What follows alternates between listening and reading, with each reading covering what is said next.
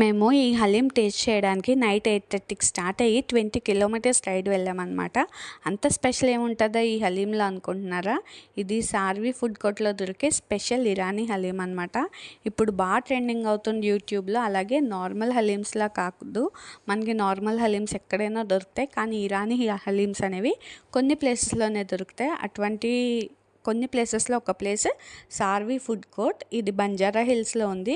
మనకి ఇందులో హలీంతో పాటు బోల్డ్ అని ఫ్రైడ్ ఆనియన్స్, ఇంకా చాలా ఫ్రైడ్ కాజు, పుదీనా, కొత్తిమీర, దాంతోపాటు half boiled egg, chicken 65 4 pieces, అలానే క్రీమ్ అనమాట. బోల్డ్ అంత క్రీమ్ వేసిస్తారు. దానివల్ల ఎక్స్ట్రా ఫ్లేవర్, ఎక్స్ట్రా టేస్ట్ అనేది వస్తుంది.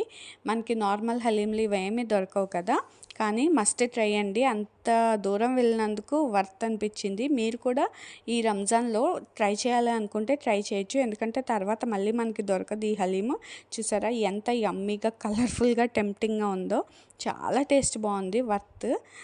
అండ్ ఇన్ని ఇస్తున్నారు కదా, కాస్ట్ ఏదో చాలా ఎక్కువ ఉంటుంది అనుకోవద్దు. కాస్ట్ కూడా చాలా రీజనబుల్గానే ఉంది. ఒక మనిషికి కంప్లీట్గా సరిపోతుంది చికెన్ హలీము, చికెన్ అన్నీ కలిపి. సో అలాగే దీనిపైన రెస్టారెంట్ కూడా ఉందన్నమాట, సార్వి రెస్టారెంట్.